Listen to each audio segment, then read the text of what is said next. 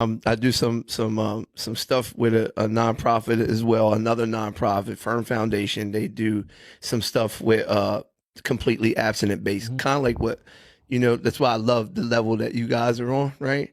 This is my vibe right here, But lots of people are going off of that kick, right? And I'm not an MAT guy, but I am to a certain extent, like you were saying.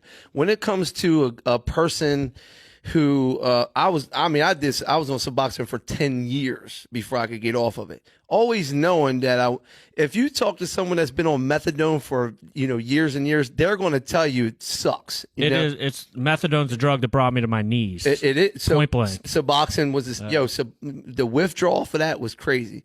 If it's someone that does not want to using drugs, right? Or alcohol, whatever the case may be.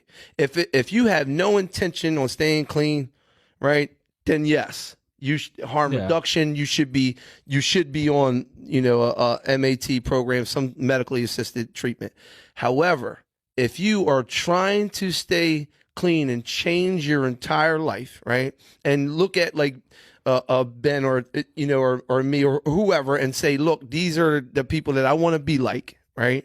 If you do that, and that's what you want in your life, that's not medically assisted. If I don't want to use a substance, and that's another part that the treatment centers are having an issue with, because they're like, yeah, put anybody on it. This is an issue that we're having in the state of Delaware, and this is the truth, man. You can go in there, you can say, I do not want to be.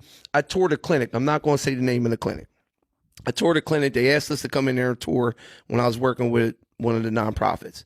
I go in there and tour, and he's like, this is our window, right? And he's talking about the windows of where you come and pick your script up, your methadone in the morning, right? And he goes, and I asked him a question, he said, do you have any questions? And I said, absolutely, I got some questions, because you're talking about my people, like I'm for my people. So I said, I got a couple questions. Number one, when someone comes in here, right? I said, and they get a dirty urine, right? Let's say, because I've on maintenance programs, on both maintenance programs, methadone and Suboxone, I used drugs and alcohol. Me too. 100% to the fullest. So if you go in and they get a dirty urine and I said, what do you do? He said, we still treat them. I said, what if they get 2 or 3? He said, well, it's case to case, but we still treat. And I'm like, at what point do you say that this isn't working for you? And I said, okay, how about this? Let's say someone comes in here and says, hey, I don't want to be on a substance. I want to be abstinence free. Do you have the type of doctors, and there are doctors that do this, that will say, yeah, you should take it anyway, because of the information that they're getting, right? And I'm just being real, man.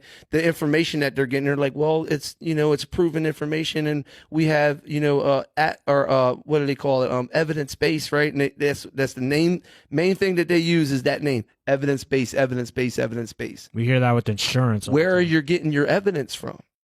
Big Pharma? Where are you getting where's the evidence coming from? Is the evidence coming from the same people that are supplying the things to begin with? So even the doctors are misinformed, and a lot, just like you and I can be misinformed if we listen to if someone came in here super educated right now and he was a professor at, geometry or whatever the case may be, right? And he comes in here, he's like, I'm a professor at geometry. You and I are going to be like, yo, this dude knows what he's talking about, even though he might not know everything, right? And he might be misinformed with some stuff, but he has this certificate, so it sounds great, and I listen to him. And that's kind of like where our society is going, If you're educated and you've been in these things, right, you are able to, prescribe or do things and help people that you really shouldn't be involving yourself with. I went and talked to Big SAMHSA. Right, we had some SAMHSA people there. DSHA were there. Right, we had a lot of different. We did this event. Right, it was a recovery bus. You guys might have heard of that. This dude drives around the country on this recovery bus. I can give you some numbers too. So maybe he'll come out. It's pretty cool. Maybe he'll come out here. But he does this thing all around the country. Right, so he comes up and he gets the politicians and the people, the council together. Right, and we did this at Journey Church up in Delaware. Right, so to get all of it together, it's all on the website. And, you know, it was a Firm Foundation Facebook page. You can go on all that stuff, and it'll show you this event of this place, right? So he goes on there, and we have all this stuff. So I'm one of the speakers, right? I'm one of the summit speakers for there. I go in there, and this is the truth of the facts. And I'm trying to talk to this lady, big MAT, right, and all that stuff.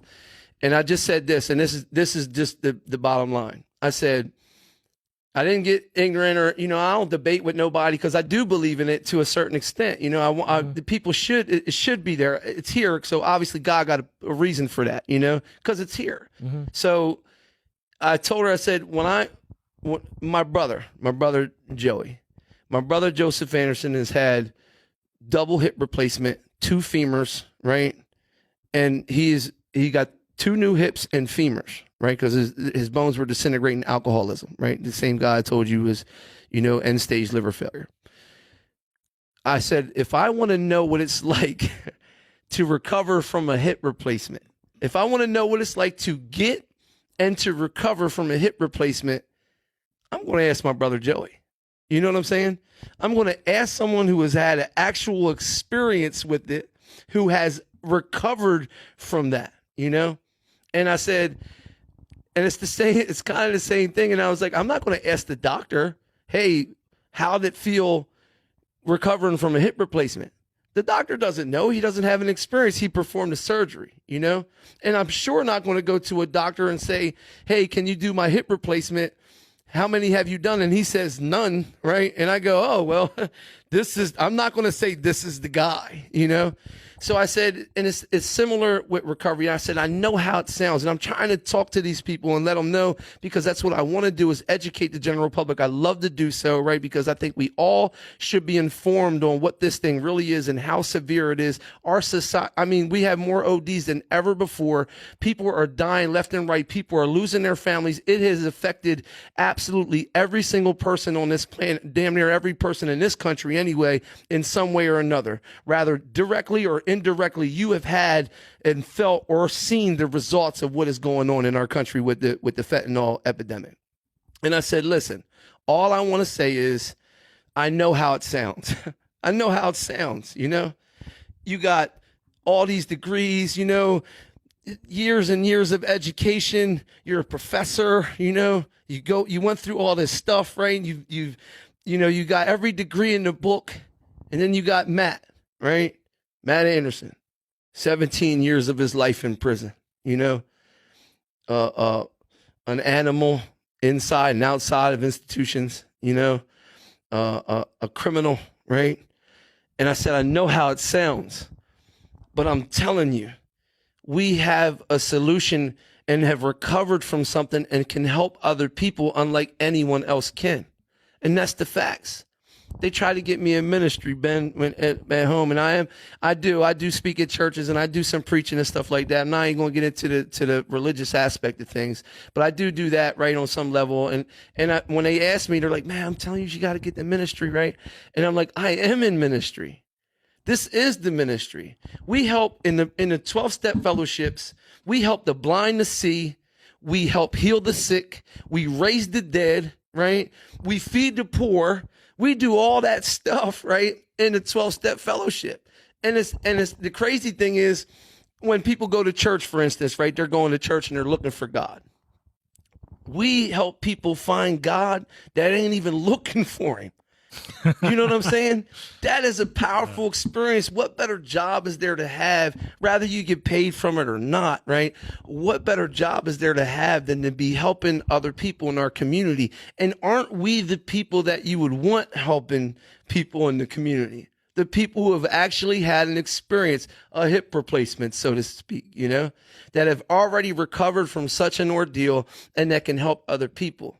You know, and that's where I think that our society has grown, you know, real callous to, is allowing us to be, you know, who we can be, you know, instead of instead of just chalking this up and say, oh no, Matthew Anderson is a criminal and he's got all these years in prison, what could he possibly have to offer? You know, seeing what the work I do in my community on an altruistic level. I'm not like, hey, look at me, running around filming movies, trying to get people to see what I'm doing. You know what I mean? Like, they actually see the change that's happening in the community and ask us.